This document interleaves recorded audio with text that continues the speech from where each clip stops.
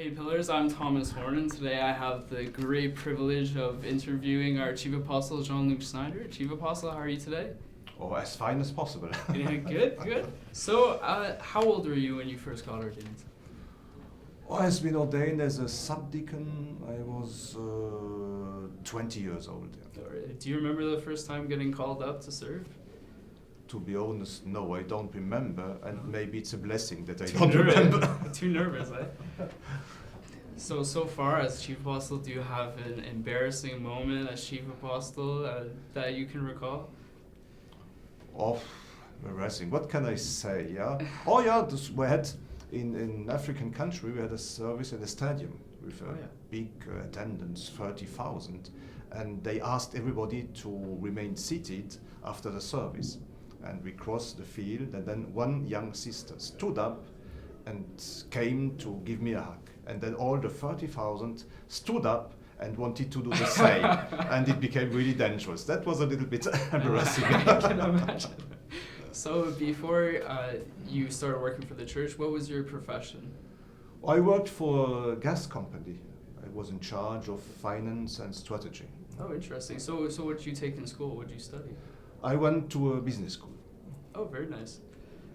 Was it a big sacrifice for you to give up everything and work for the church?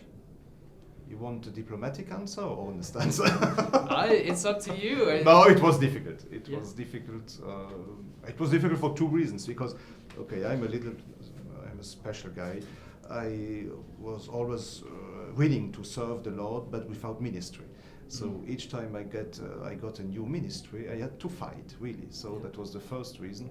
And the second reason, it was just an interesting time. It was the period when the European Union opens the energy market. So it was a very interesting time from a strategic point of view. And then I had to leave the boat. Yeah, well, it's a blessing. It's truly a blessing that you chose for the Lord, for sure. Other than Jesus Christ, being Christ-like as you grew up, who is your role model?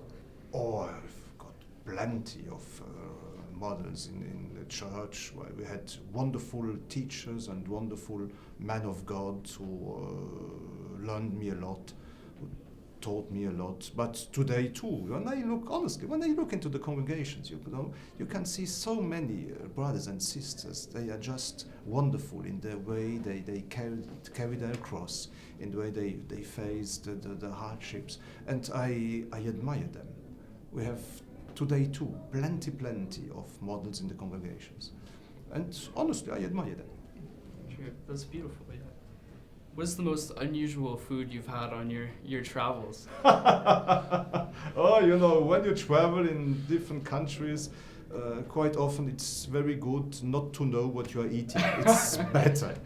But something the most unusual things are not where you think they could be. For instance, for a French, it's very unusual when you come to North America and they serve you a glass of red wine with ice cups. That's unusual for us. That was unusual for me too, no worries.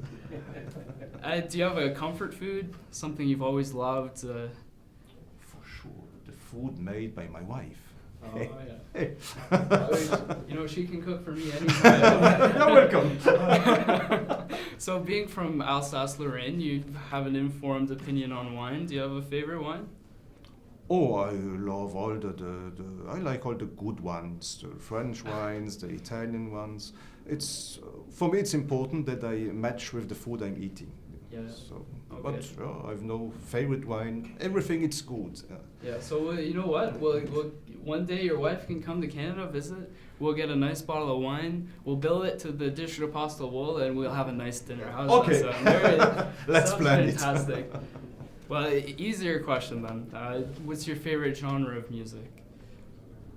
Oh, I'm listening to classical music, but I'm very open-minded. I even know Céline Dion, Oh, really? There you go.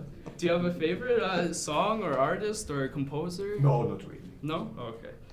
But I'm sure you have a favorite church hymn? Something that stands Maybe, but I won't tell you.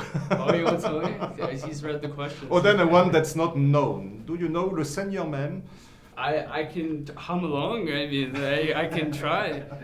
So I guess you don't want to sing us a line then, no? Oh, that one I can sing, because I will be sure that nobody will sing it in the congregations. Okay. Le Seigneur m'aime, bonheur suprême, le Seigneur m'aime, il est amour. See, we have that. Ah, There. see? That's fantastic.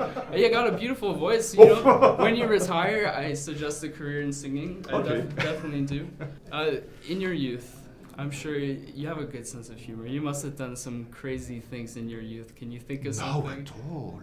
I've always been very reasonable. I can imagine. Okay, maybe if you ask my mother, she would have another opinion, but thanks God you cannot. She doesn't speak English. Okay, well, what would your mother say? How about that? Oh, okay. I was just young and normal, I think. Oh, that's good. That makes one of us. How did you meet your wife? In the youth. In the youth? Yeah. Very nice. And how old were you? Oh, that's a good question. 20-something. 21, I think. Oh, nice. Well, I'm turning 22 very soon. I hope it's that, because if it shows the Yeah, well, we won't show her. I'll try to keep it from her. I'm turning 22 soon. You're invited to my birthday party. Okay. Yeah, you can come by all means. Bring your favorite wine too. Yeah, okay. And I'm trying to look for that special someone. And French is the language of love. We all know that. Do you have any good pickup lines that I could use out in Quebec? Don't talk too much. Listen to her. That's first, it works because girls like men who listen to them, and it's a wonderful training for the time when you're married. There you go. Life advice from the Chief Apostle. Yeah. What do you do in your spare time, if you have any? Oh, I like cycling and reading, and we have some days off. Then we visit some cities with my wife. Oh, very nice. Do you have a favorite place to vacation to go? Oh, we like to go to Brittany in France, to Bretagne. Yeah, it's a nice place. Yeah. Okay. Who's the most interesting person you've ever met, and why? What struck them about you? About them? Can you ask this question? My wife? Sure. Yeah. She's the only one who was able to stay with me for so long time. That's fantastic. Well, she seems like a great woman, that's for sure. Yeah. Yeah. We as young New Apostolic Christians, we're trying to get our feet on the ground. We're trying to aspire for bigger things and make something of ourselves. And with that being said, what advice do you have for us? And any words of inspiration, any things we can carry with us? Oh, now it becomes serious. Yeah. I think if you want to fulfill yourself, fulfill the mission you've got from Jesus. And that's a good thing. Think about it. Do you have any good phrases that we can take with us? Some typical French sentence. What can I say? For instance, on ne voit bien qu'avec le cœur. L'essentiel est invisible aux yeux. That means you can only see clearly with your heart. The essential things are invisible for the eyes. Absolutely useless, but so nice. Yeah, it's beautiful. Yeah, definitely. It's not from me, it's from Saint-Exupéry. Yeah, it sounds a lot better when you can't understand it. Yeah. So, Chief Apostle, truly appreciate you taking the time to sit down and have an interview, and we really truly hope that you enjoy your stay in Canada. And I do. Yeah, and we look forward to seeing you again. Thanks you so much. Thanks. And so there you have it, Pillars, sitting down with our Chief Apostle, truly a blessing. And we hope that this interview is not just something that we take as see the lighter side of the Chief Apostle, but something that we carry with us as an inspiration that we can also grow in our faith. Thank you again. Thank you. Well done.